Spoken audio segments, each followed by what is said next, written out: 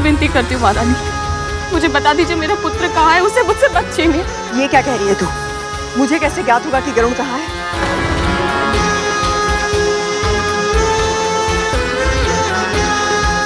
उठ जा, उठ।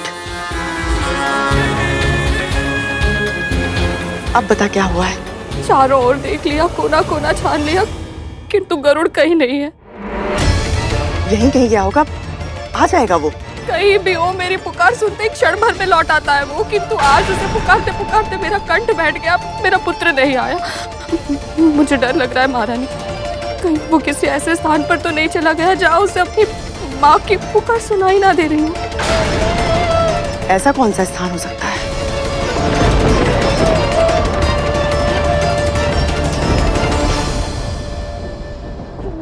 कहीं ये मुझसे कुछ छुपा तो नहीं रही?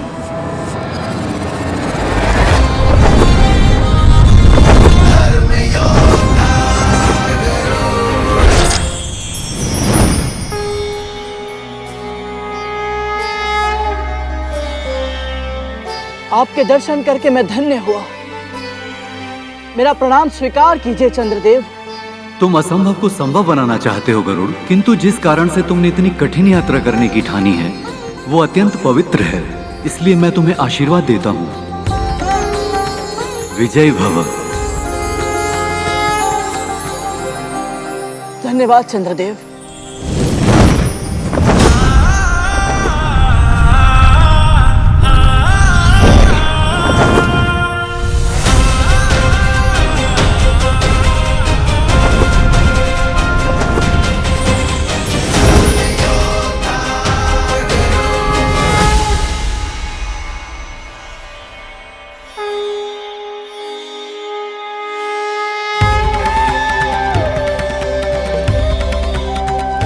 अंधकार को समूल नष्ट करने वाले, प्राणियों में शुभ और मंगल की भावना का संचार करने वाले भगवान श्री सूर्यदेव को मेरा प्रणाम।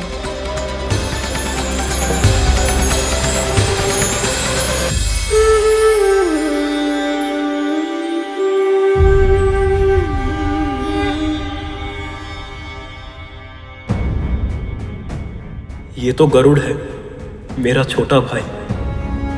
कौन है ये जो सूर्यदेव के रथ का संचालन कर रहे हैं? ये मुझे देखकर इतने भावुक क्यों हो गए और मुझे इनसे एक विचित्र सा जुड़ाव क्यों अनुभव हो रहा है? लगता है तुम्हारा उचित स्थान यहाँ नहीं, कहीं और है। क्षमा करें सूर्यदेव, किंतु मैंने प्रण लिया है कि जब तक मैं वो कारण पता नहीं लगा लेता जिसके लिए मेरी माँ को अपना जीवन दासी बनकर व्यतीत करना पड़ रहा है, मैं उन्हें अपना मुख नहीं दिखाऊंगा। पुत्र हो तो ऐसा।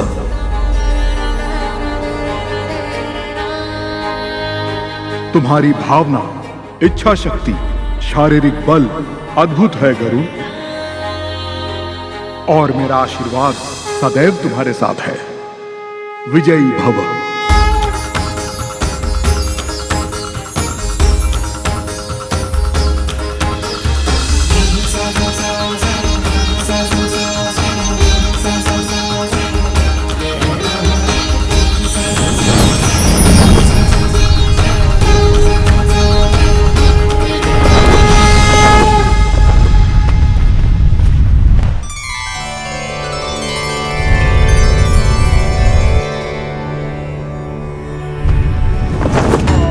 स्वर्ग इतना सुंदर स्थान है पुत्र, कोई एक बार वहां चला जाए तो फिर कभी वहां से बाहर आना ही नहीं चाहता। एक विराट वृक्ष भी है वहां, कल्प वृक्ष। यदि कोई सच्चे हृदय से कुछ भी मांगे तो उसकी इच्छा अवश्य पूर्ण होती है।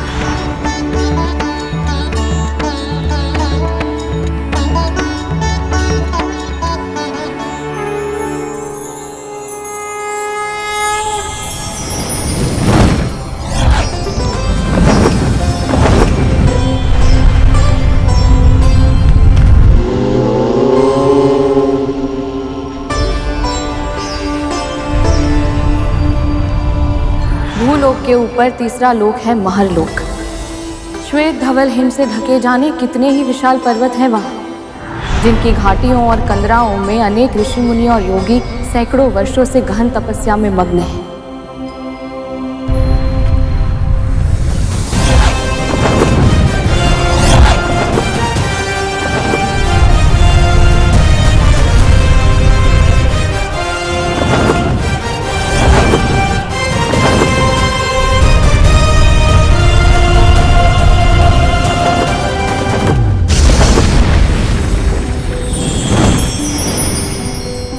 जनलोक पितामह ब्रह्मा के सबसे बड़े पुत्रों सनक, सनातन, सनंदन और सनत कुमार का निवास स्थान है। ना इन्हें कोई भौतिक कामना है, ना ही आध्यात्मिक इच्छा।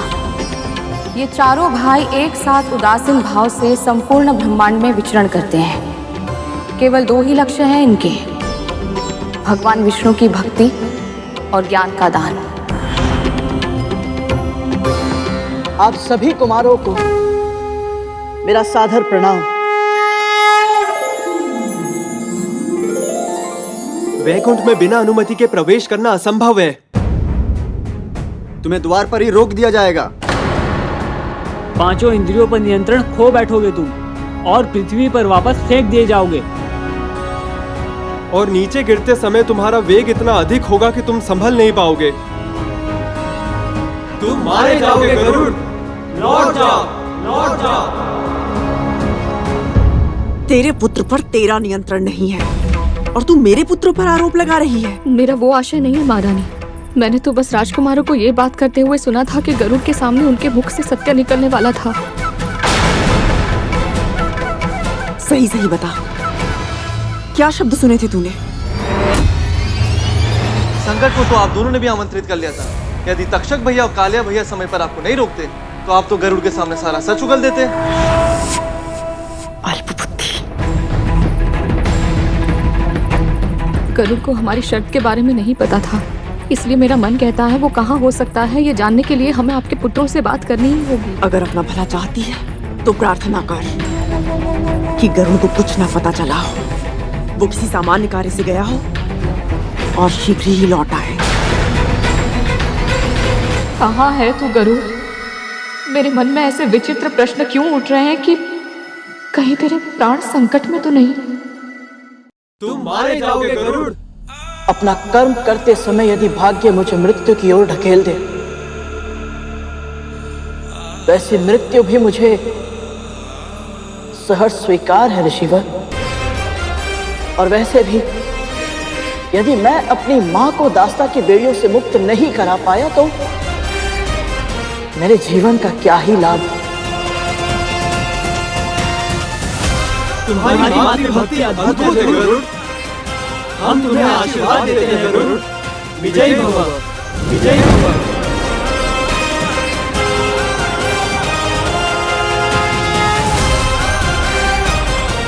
धन्यवाद।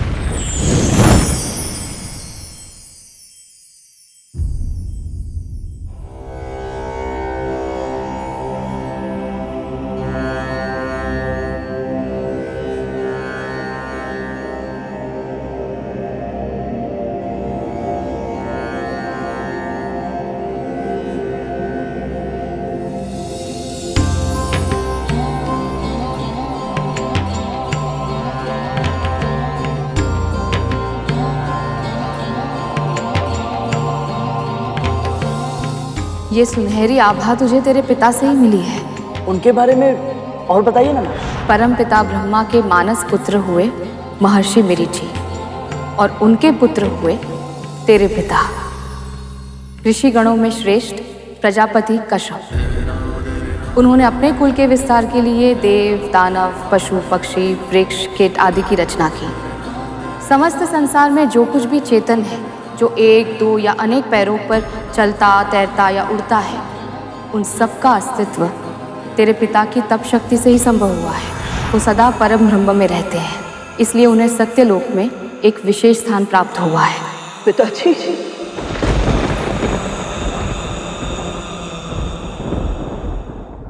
अथाह लाड़ किया मैंने, त्रुटियों को अनदेखा किया और अपराधों को क्षमा किया है, किंतु इसका अर्थ ये नहीं कि तुम सब अपनी सीमा लांघो। इस महल के कुछ नियम हैं और उन सब नियमों का पालन तुम सबको करना पड़ेगा, क्योंकि कुछ रहस्य ऐसे होते हैं जिन्हें सदैव चुप्पी की चट्टानों के नीचे दबाए रखना चाहिए, क्योंकि जब उन्हें बाहर आने का अवसर मिलता है तो वो रहस्य अकेले बाहर नहीं लाते, तो अपने साथ लाते हैं सर्वनाश।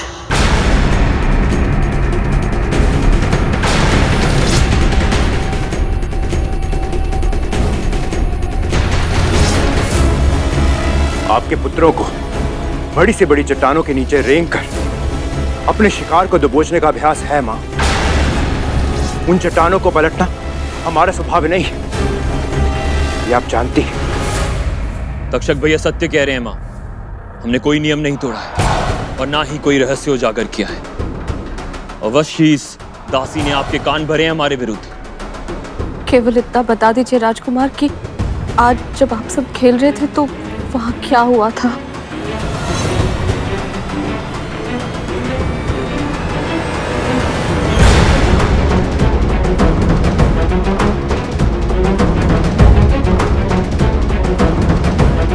मैं बताता हूं मां।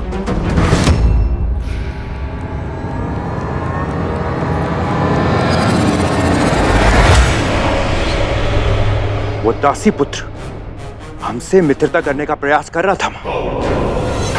खेलते खेलते गेंद मानक पर्वत की मायावी मणियों में फंस गई और हमारे आदेश के बिना ही वो गरुड़ उसे ले आया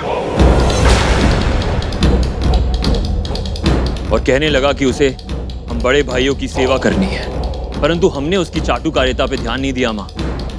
कह दिया कि हमसे संबंध बढ़ाने का प्रयास ना करे वो, है ना? भैया सत्य कह रहे हैं माँ। हाँ माँ, भैया सत्य कह रहे हैं। हाँ मां सत्य कह रहे हैं।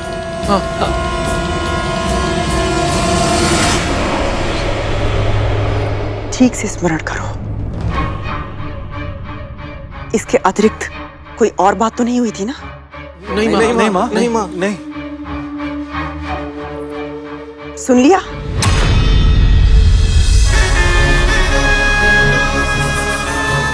अब तो तुझे विश्वास हो गया ना कि तेरे पुत्र के लुप्त होने का कारण मेरे पुत्र नहीं है। यदि तक्षक भैया और कालिया भैया समय पर आपको नहीं रोकते तो आप तो गरुड़ के सामने सारा सच उगल देते। माँ, वैकुंठ है कहाँ? कितनी दूर है?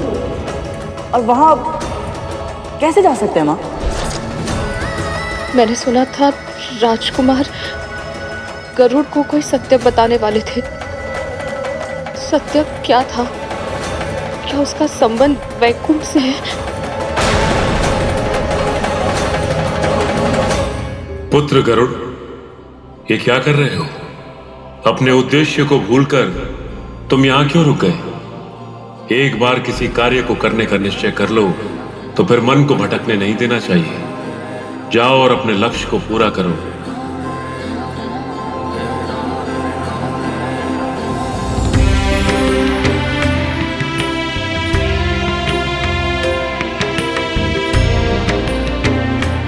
मैंने आज तक माँ का त्याग देखा था, आज आपकी तपस्या भी देख ली। अब मेरा निश्चय और भी दृढ़ हो गया है। मैं ऐसा पुत्र बनूंगा जिस पर आप दोनों को गर्व होगा।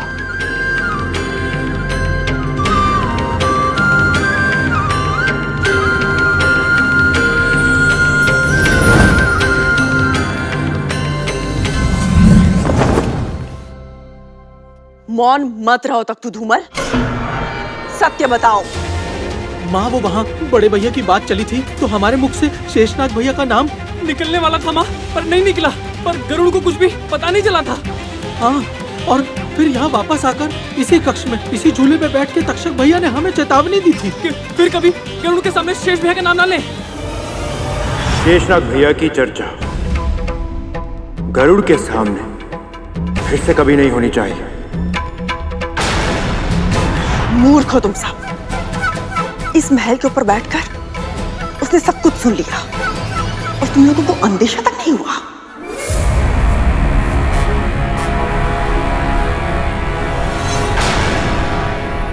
अति सदैव बुरी होती है विंता। आज तेरे पुत्र ने अति की बुद्धि लगाई है और अब वो अति का साहस दिखाने का प्रयास कर रहा है। उसे क्या लगता है शेषनाग से सत्य निकलवाना इतना आसान है? मिलना तो दूर, वो वैकुंठ के द्वार तक नहीं पहुंच पाएगा।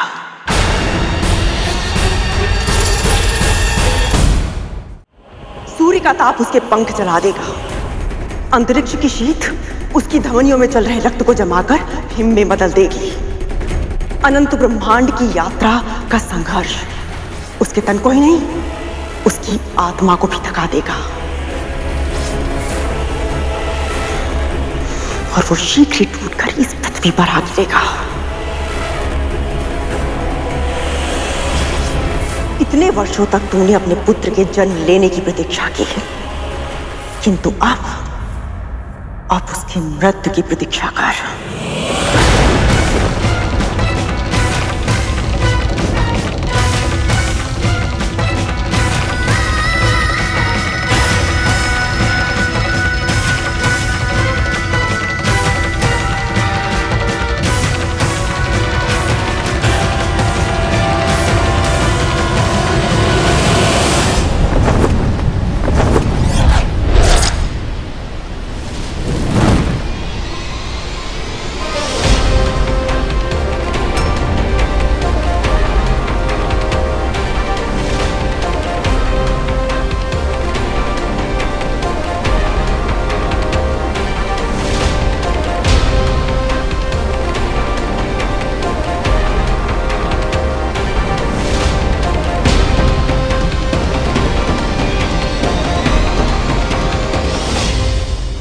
विरजा नदी उल्टी बहती है, वही वैकुंठ से पहले अंतिम अवरोध है।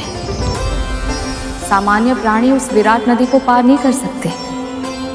केवल वही महान आत्माएं इस कार्य में सफल होती हैं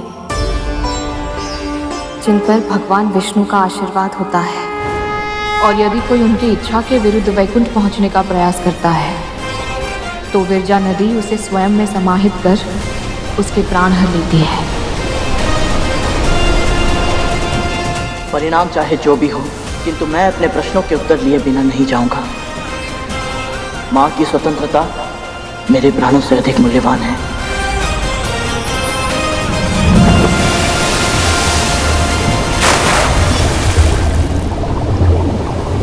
गरुड़,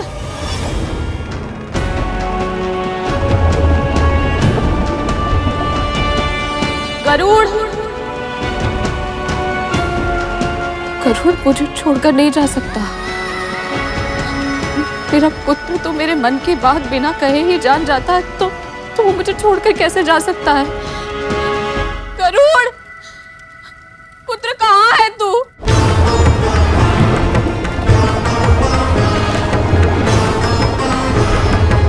गरुड़, कहाँ है तू? दिन रात में एक ही पहली गाल खोजती थी कि उसे अपने नियंत्रण में कैसे करूं, किंतु अब उसकी आवश्यकता ही नहीं है। यदि सच में गरुड़ वैकुंठ के रास्ते पर गया है तो समझो वो कांटा मेरे मार्ग से सदैव सदैव के लिए हट गया है।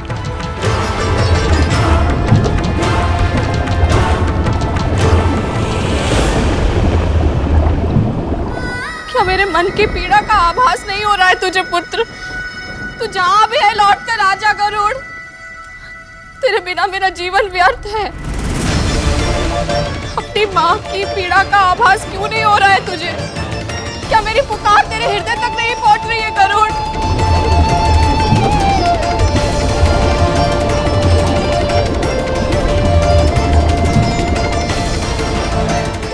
आजा गरुड़, लौट कर आजा।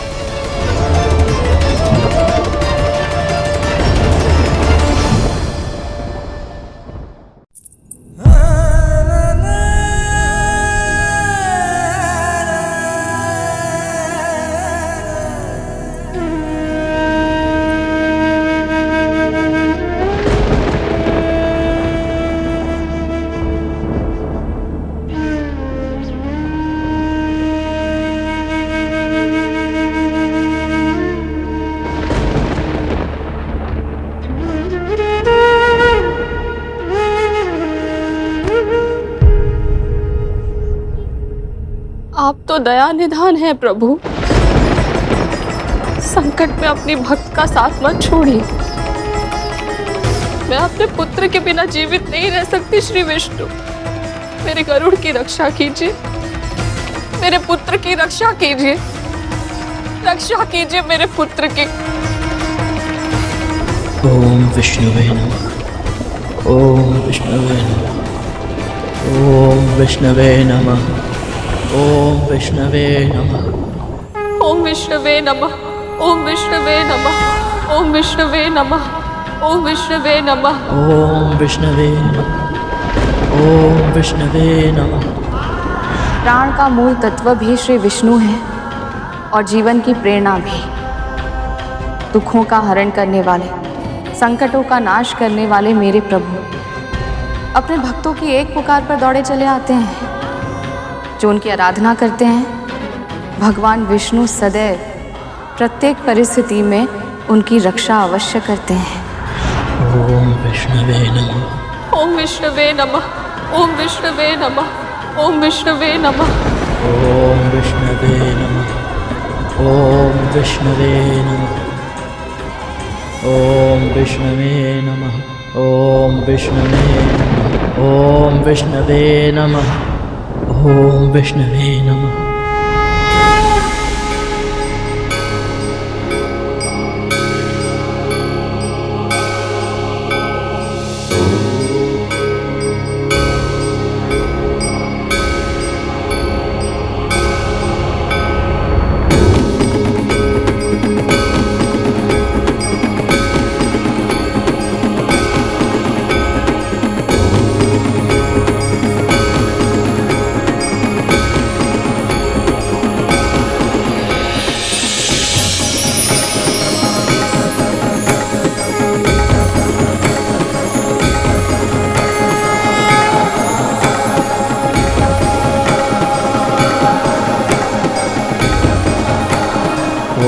विष्णवे नमः, ओम विष्णवे नमः, ओम विष्णवे नमः, ओम विष्णवे नमः।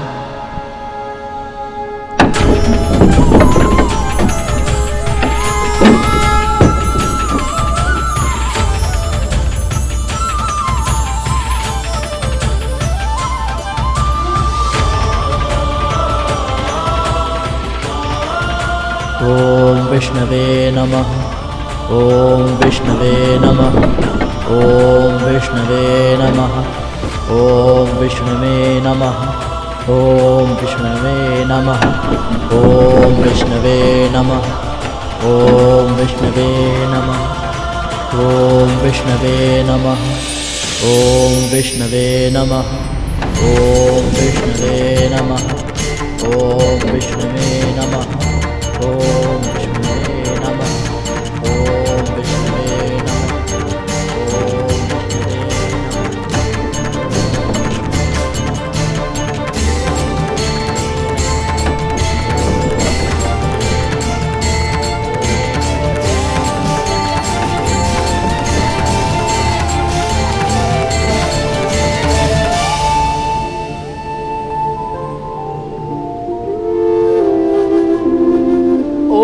विष्णुवे नमः।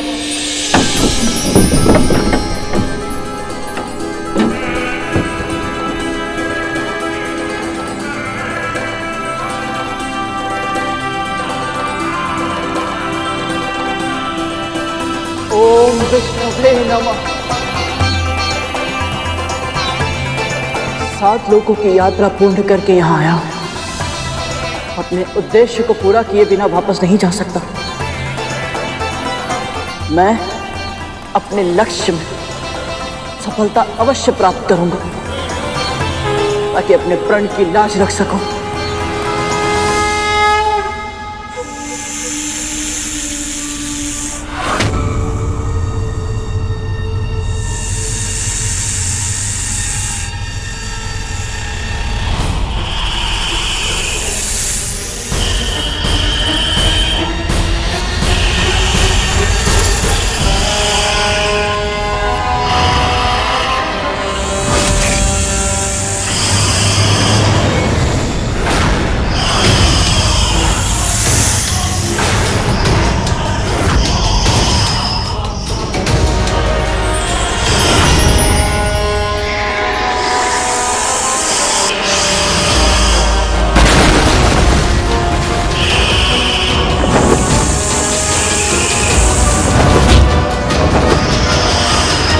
इतनी बड़ी दृष्टता बिना अनुमति यहाँ प्रवेश कैसे किया?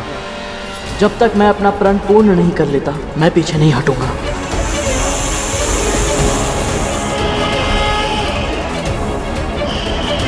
ओम विष्णुवे नमः, ओम विष्णुवे नमः, ओम विष्णुवे नमः।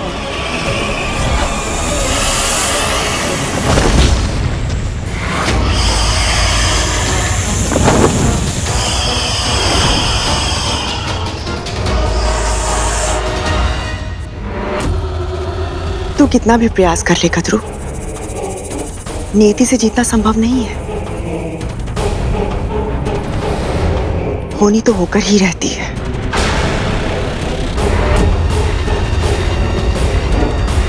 पर सच में कहीं गरुड़ सारे संकटों को पार कर सच्चाई जान गया तो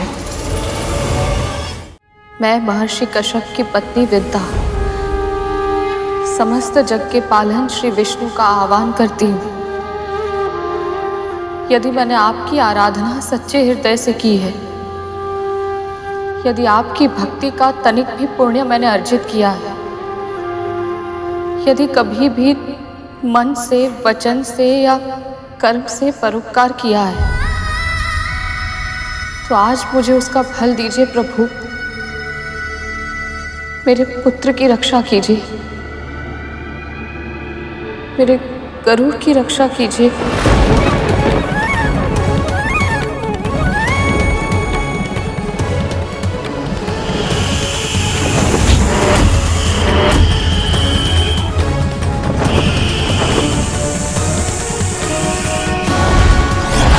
ओम विष्णुवे नमः, ओम विष्णुवे नमः, ओम विष्णुवे नमः, ओम विष्णुवे नमः।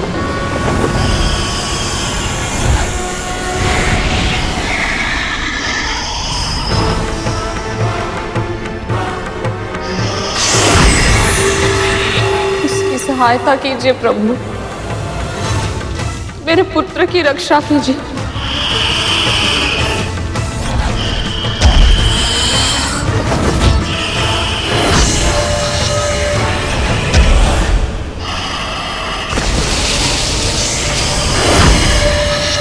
उसने आपके धाम वैकुंठ में प्रवेश करने का प्रण लिया है, इसके लिए उसे दंड मत दीजिए।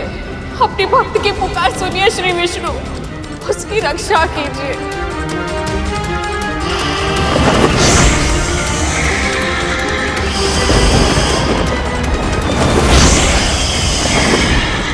उसकी सहायता कीजिए प्रभु, मेरे पुत्र की रक्षा कीजिए, रक्षा कीजिए मेरे पुत्र की।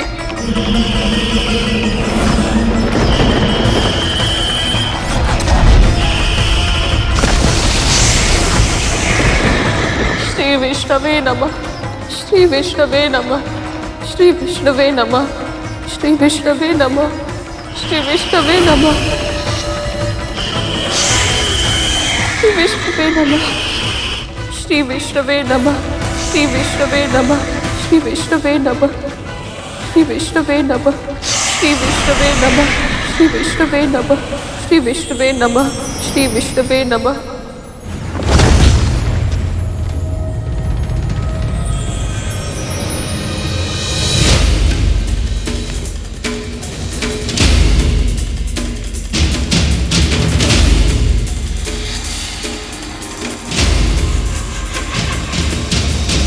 क्या संबंध है तुम्हारा विंता माँ से?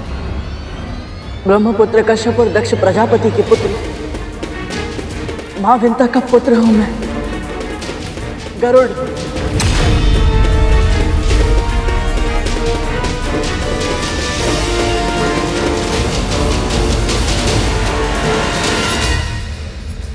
ओम विष्णुवे नमः। ओम विष्णुवे नमः। ओम विष्णुवे नमः। ओम विष्णुवे नमः। ओम विष्णुवे नमः। ओम विष्णुवे नमः। ओम विष्णुवे नमः। ओम विष्णुवे नमः। ओम विष्णुवे नमः। ओम विष्णुवे नमः।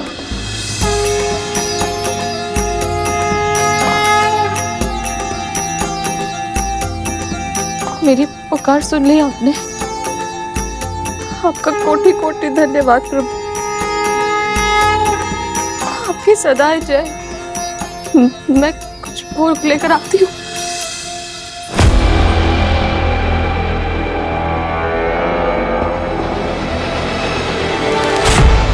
तेरा पुत्र जीवित है, इसका अर्थ ये नहीं कि वो जीवित लौट भी पाएगा।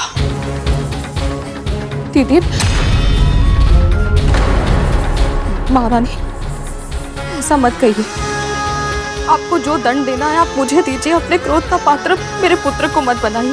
संसार का नियम है, हर कर्म का प्रतिकर्म होता है। तूने अगर अपने पुत्र गरुड़ को वैकुंठ का रास्ता बताया है तो ये तेरा कर्म था, फल तो भुगतना ही होगा। यदि सच में तेरा पुत्र गरुड़ वैकुंठ गया है तो उसकी मृत्यु की उत्तरदायी तू स्वयं होगी। भले ही तेरा पुत्र भी जीवित हो, किंतु इससे पहले कि वो मेरे या मेरे पुत्रों के लिए संकट बने, मैं स्वयं उसे मृत्यु के घाट उतार दूंगी। सदा सदा के लिए वैकुंठ भेज दूंगी गरुड़ को।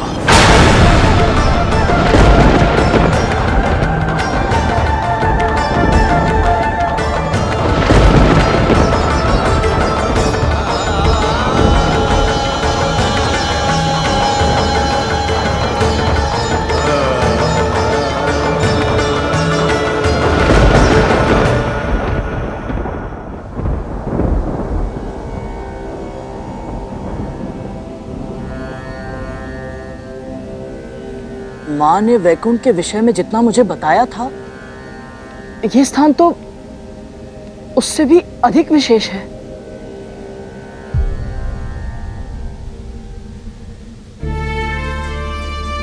किंतु यही कहना चाहते हो ना? किंतु? हाँ, किंतु यहाँ कोई दिखाई क्यों नहीं दे रहा? सब श्रीहीन सा लग रहा है। भैया, प्रभु विष्णु और माँ लक्ष्मी कहाँ हैं?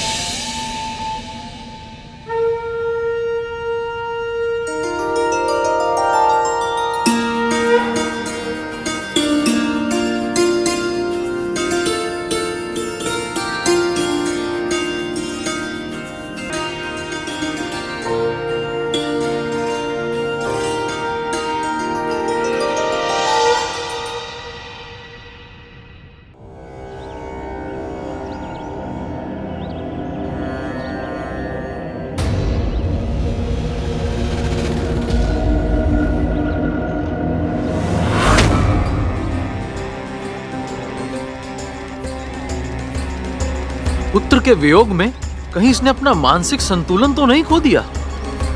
हाँ, एक साथ हंस भी रही है और रो भी रही है। ये कैसे विचित्र स्थिति है? कुछ समझ नहीं आता कालिया भैया। विचित्र बात तो ये है कि आज दासी माँ पर हमारे होने का कोई प्रभाव नहीं पड़ा। डराने की हमारी युक्ति पुरानी हो गई है भैया। क्या बक रहा है? सत्य ही तो कह रहा है धूमल। अवश्य उस दासी पुत्र ने कुछ ना कुछ तो ऐसा किया है जिससे ये प्रसन्न भी है और दुखी भी। कहीं वो शेषनाग भैया तक तो नहीं पहुंच गया?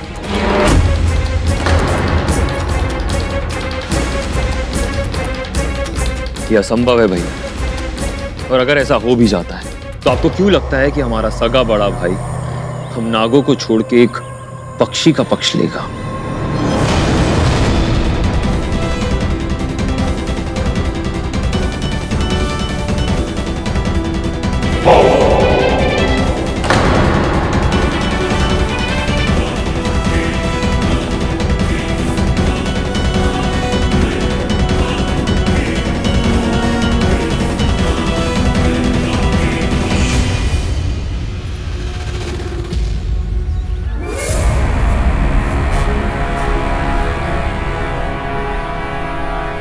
यदि गरुड़ अपने भाई अनंत को मिलने में सफल हो गया तो उसे अतीत का सत्य पता चल जाएगा।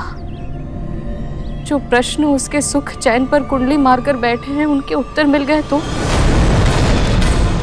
मेरा सत्य आज मेरे ही पुत्र के प्राणों का शत्रु बन गया है। अपनी त्रुटियों के कारण अपने पहले पुत्र अरुण को तो कष्ट का भागी बना चुकी हूं मैं। अब गरुड़ को भी मेरे पापों का दंड भुगतना होगा। नहीं, मैं ऐसा नहीं होने दे सकती, किसी भी मूल्य पर नहीं।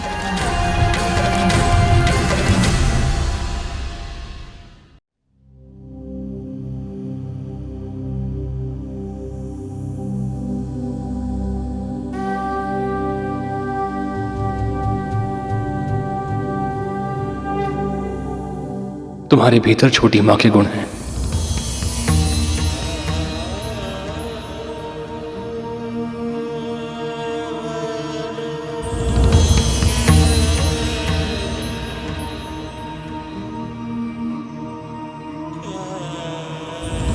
इससे अधिक गर्व की बात मेरे लिए और क्या हो सकती है भैया।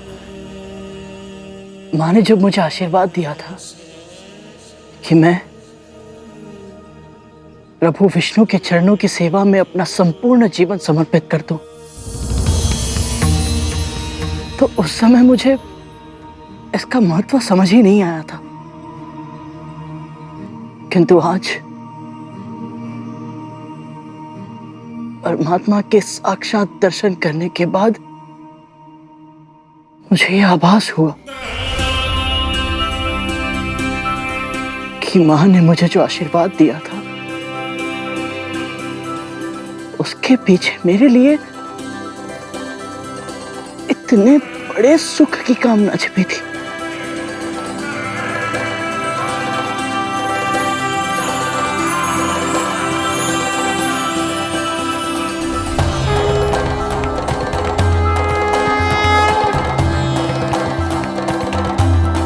भैया, परमपिता के दर्शन तो आपने करवा दिए, किंतु माँ लक्ष्मी कहाँ है?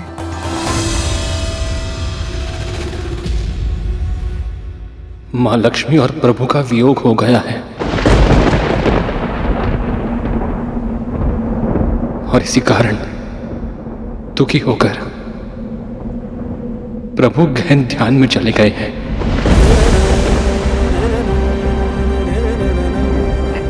क्या? किंतु कैसे भैया?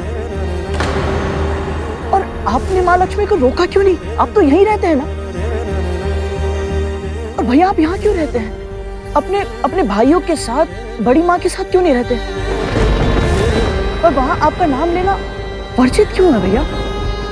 शांत हो जाओ गरुड़। इतने प्रश्न एक साथ पूछोगे तो उत्तर कैसे सुन पाओगे? क्षमा कीजिए भैया, माँ भी यही कहती है कि मैं बहुत प्रश्न पूछता हूँ, किंतु मैं भी क्या करूँ भैया। माँ को मैं कितना भी पूछूं वो मुझे कुछ नहीं बताती है, इसीलिए मैं सबसे प्रश्न पूछता रहता हूँ। और जब तक मुझे अपने प्रश्नों के उत्तर नहीं मिलेंगे भैया, मैं अपना उद्देश्य कैसे पूरा कर पाऊंगा? कौन सा उद्देश्य?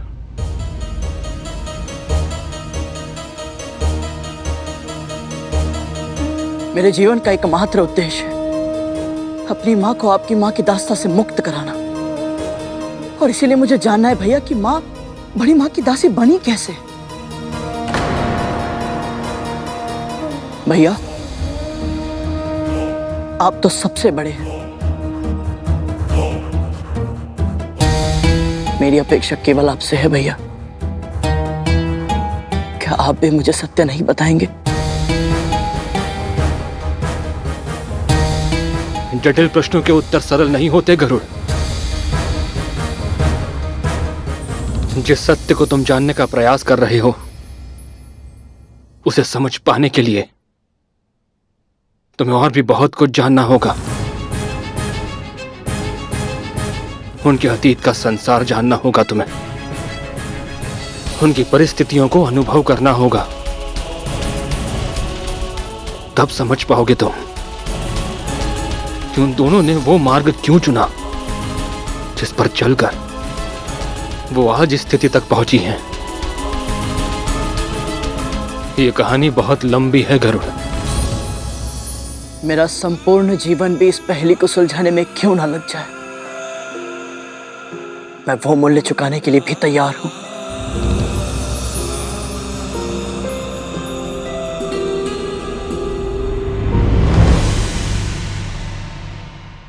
ठीक है गरुड़,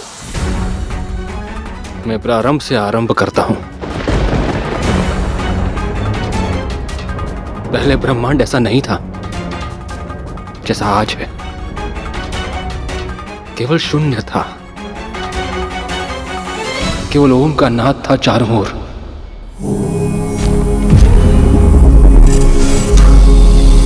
बढ़ते बढ़ते ये नाद इतना तीव्र हो गया कि इसके आवेग से शून्य को चीरते हुए प्रकट हुआ क्षीर सागर, और उस क्षीर सागर के मध्य प्रकट हुए परमपिता विष्णु।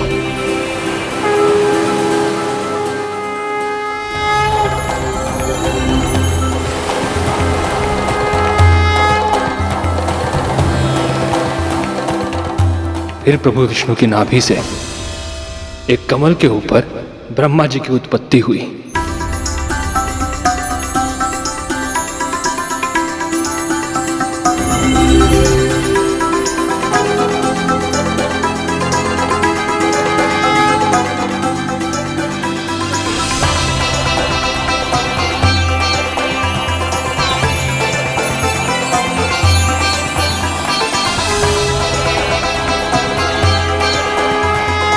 हे नारायण, मैं कौन हूं और मेरे जीवन का उद्देश्य क्या है? ब्रह्मा हैं आप, और आपके जीवन का उद्देश्य है सृष्टि का सृजन करना। जो आज्ञा प्रभु। सृष्टि के सृजन के लिए ब्रह्मा जी ने 10 मानस पुत्रों को जन्म दिया जो प्रजापति कहलाए। ब्रह्मा जी ने उन्हें आज्ञा दी कि वे सब अपनी अपनी संतानों को जन्म देकर सृष्टि का विकास करें, और इन सभी में प्रमुख थे मरीचि और दक्ष प्रजापति। प्रजापति दक्ष की 17 पुत्रियों का विवाह प्रजापति मरीचि के पौत्र प्रजापति कश्यप से हुआ।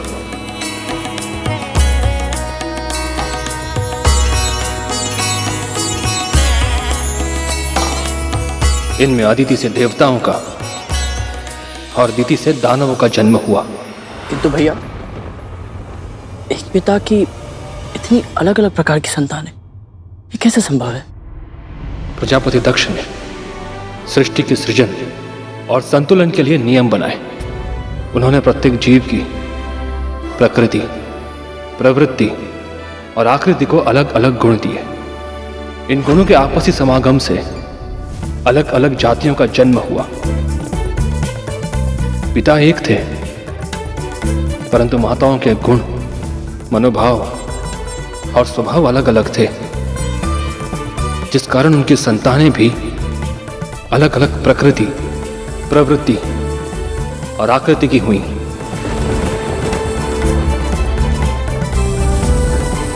आदित्य और दिति की संतानें तो एक दूसरे से बिल्कुल ही विपरीत स्वभाव की थीं। देवताओं में सत्व और रजस गुण थे, जबकि दानवों या असुरों में रजस गुण होते हुए भी तमस गुण की प्रधानता थी। आसुरी प्रवृत्ति प्राणी को शांत नहीं बैठने देती। उसका मन सदैव इसी में लगा रहता है कि कैसे वो किसी से कुछ छीन ले, दूसरों को कष्ट पहुंचाए, सभी कुछ नष्ट कर दे। उनके इसी विनाशकारी स्वभाव के कारण उनका युद्ध देवताओं से होने लगा और समय के साथ साथ ये देव असुर महासंग्राम में बदल गया।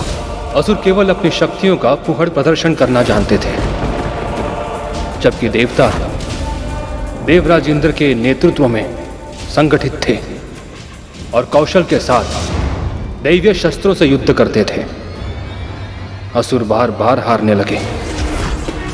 इसी कारण उनकी माता दिति स्वयं को अपमानित अनुभव करने लगी और दूसरी ओर देवताओं की माता आदिति, उनका सम्मान दिन प्रतिदिन बढ़ने लगा, क्योंकि उनके पुत्र बलशाली थे, गुणकारी थे। देवी आदित्य की, देवी आदित्य की, देवी आदित्य की, देवी आदित्य की, देवी आदित्य की।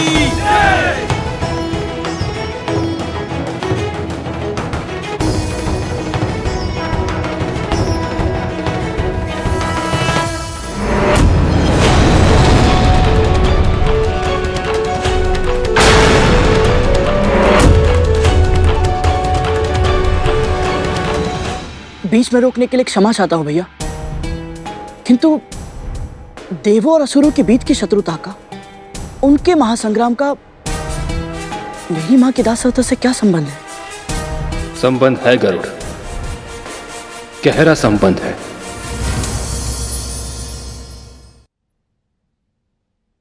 हमारी सृष्टि की रचना बहुत ही अद्भुत है गरुड़। सृष्टि के किसी भाग में यदि एक तितली भी अपने पंख फड़फड़ाती है ना, तो उसके फलस्वरूप सैकड़ों सहस्त्रों योजन दूर सृष्टि के दूसरे भाग में बवंडर आ सकता है, अकल्पनीय विनाश हो सकता है। अपने पुत्रों के स्वभाव के कारण दिति और अदिति के बीच जो कुछ भी हो रहा था, प्रजापति कश्यप की दूसरी पत्नियां बिंता और कद्रू वो सब देख रही थी। उन्होंने जो कुछ भी देखा, अनुभव किया, समझा, उसने उन दोनों की नियति तय कर दी। कैसे?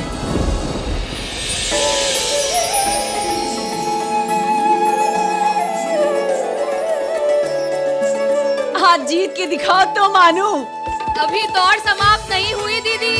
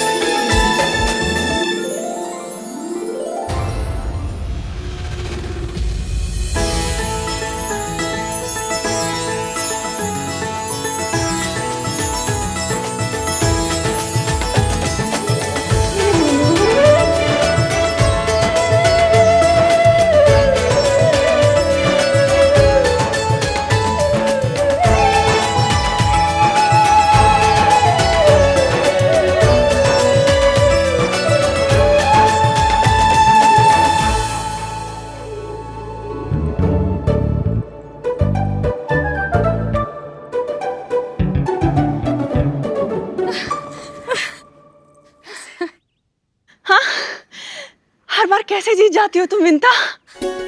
आनंद तो दौड़ में है दीदी, फिर चाहे मैं जीतूं या आप, बात तो एक ही है। सच कहा तुमने, असली माँ तो फलका नहीं, कर्म का होता है। तुम्हारी यही बातें मेरा मन मोह लेती है। बस बस दीदी, प्रशंसा अभिमान को जन्म देती है और मैं नहीं चाहती कि मैं कभी भी अपने नाम से विपरीत आचरण करूं। सदैव विनीत रहूं, यही इच्छा है मेरी। लो, हम कर्म की बात कर रहे थे, किंतु वो कर्म करना भूल गए जिसके लिए हम यहाँ आए हैं। मैं पूजा की सामग्री तैयार करती हूँ और मैं चंदन घिसकर लेप बना लेती हूँ। नहीं, बिल्कुल भी नहीं। चंदन घिसने का कार्य परिश्रम का होता है, वो मैं कर लूंगी। तुम्हारे ये फूल से हाथ केवल प्रभु पर फूल चढ़ाने का कार्य करेंगे। इन प्यारे से हाथों को मैं कभी कोई कष्ट नहीं होने दूंगी। पर दीदी आप... नहीं, अपनी दीदी का आदेश नहीं मानोगी? ठीक है।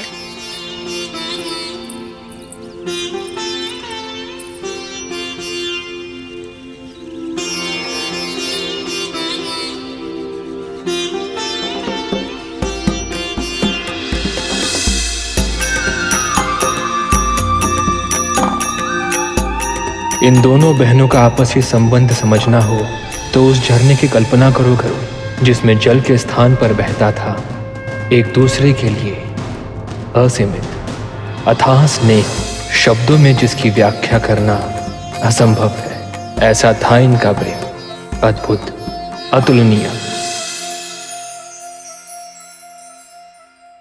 जानती हो मैंने अपने प्रभु से क्या कामना की है? कि जब भी मेरे पुत्र हो वो अदिति के पुत्रों से अधिक शक्तिशाली हो। जितना अधिक बल मेरे पुत्रों में होगा मुझे उतना ही अधिक सम्मान मिलेगा। पर दीदी, मुझे लगता है कि अदिति दीदी का सम्मान उनके पुत्रों के शक्तिशाली होने के कारण नहीं होता। वो तो इसलिए होता है कि उनके पुत्र संस्कारी हैं। मैंने भी श्री विष्णु से प्रार्थना की है कि मुझे भी ऐसी ही संतान दीजिएगा, सात्विक और सद्गुणी। माँ को इतनी अपेक्षा है मुझसे और मैं उन्हें पूरा नहीं कर पा रहा हूँ, उनको दास्ता से मुक्त नहीं करा पा रहा हूँ। जो फूलों तक को कष्ट नहीं होने देती उन्हें इतने कष्ट भोगने पड़ रहे, क्यों? कभी कभी अनजाने में हुई भूल का बहुत बड़ा मूल्य चुकाना पड़ता है गरुड़।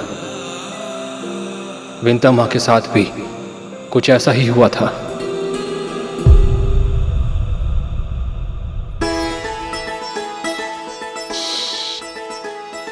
कितने सुंदर पंख हैं इसके। ओहो दीदी, इसके देखने, सुनने और सूंघने की क्षमता बहुत अधिक होती है। आप नहीं पकड़ पाओगे इसे। बोल तो ऐसे रही हो कि जैसे तुम पकड़ सकती हो। मेरी इच्छा होती तो अवश्य पकड़ लेती, पर दीदी मुझे किसी को बंदी बनाना अच्छा नहीं लगता। सभी को स्वतंत्र रहने का, स्वच्छंद घूमने फिरने का अधिकार तो होना ही चाहिए ना। बहाने बनाकर ना बात को टालो नहीं। सच तो ये है कि तुम इस तितली को पकड़ ही नहीं सकती। तो लगाओ शर्त। यदि मैंने इसे पकड़ लिया तो? जो तुम कहोगी मैं तुम्हें बनाकर खिलाऊंगी। सच? तो लग गई शर्त।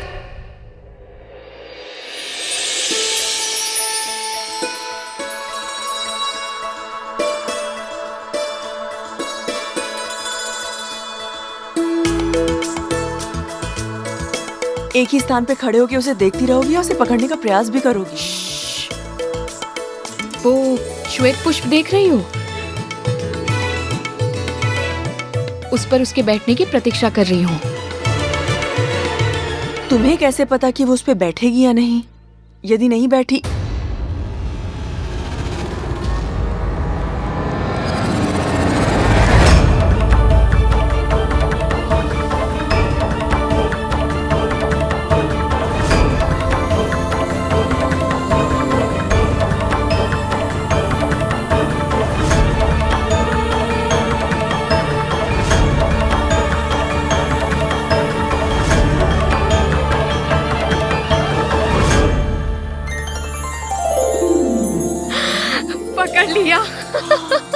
बोलो दीदी, मानती हो अपनी हार? हाँ हाँ मान गई। तुम जीत गई और मैं हार गई।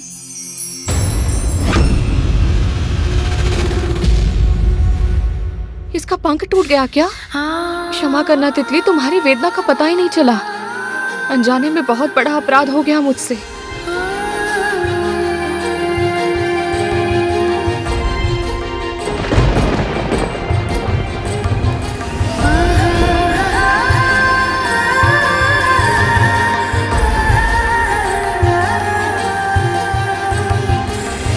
छोटी सी शर्त के लिए एक जीवित प्राणी को पीड़ा पहुंचा दी मैंने। हे प्रभु, मैं प्रण करती हूँ, आज के बाद ऐसा पाप कभी नहीं करूंगी। तुम व्यर्थ ही चिंता कर रही हो। तितली ठीक है, उसे कुछ नहीं हुआ। कुछ तो हुआ है ना दीदी, कष्ट हुआ है उसे। तुम भी ना कितना सोचती हो। यदि सोचना ही है ना तो ये सोचो कि मैं तुम्हारे लिए क्या पकवान बनाऊं। शर्त तो हार गई हूँ, दंड तो भुगतना ही होगा। आनंद तो शर्त लगाने में है दीदी, फिर चाहे मैं जीतूं या आप, बात तो एक ही है। और बहनों में शर्त केवल खेल के लिए होती है, उसे निभाने की आवश्यकता नहीं होती। एक दूसरे के लिए जो स्नेह इन दोनों के हृदय में है, उसे देखकर तो मैं सोच भी नहीं सकता कि बड़ी माँ ने माँ को दासी बना कर रखा है। यह स्थिति आई कैसे भैया? ये स्थिति उन दोनों का भाग्य कैसे बनी, इसके अनेक कारण थे, किंतु सबसे महत्वपूर्ण कारण था विंता मां से अनजाने में हुआ एक अपराध। छोटी सी शर्त के लिए उन्होंने निर्दोष तितली को अपना बंदी बना लिया था। कहते हैं कि किसी निर्दोष को अगर कोई कष्ट पहुंचाता है तो उसे अपने कर्मों का फल इसी जन्म में भुगतना पड़ता है, किंतु अनजाने में हुए इस अपराध का दंड विंता मां को कब और किस रूप में मिलेगा, इससे वो दोनों ही अनजान थी।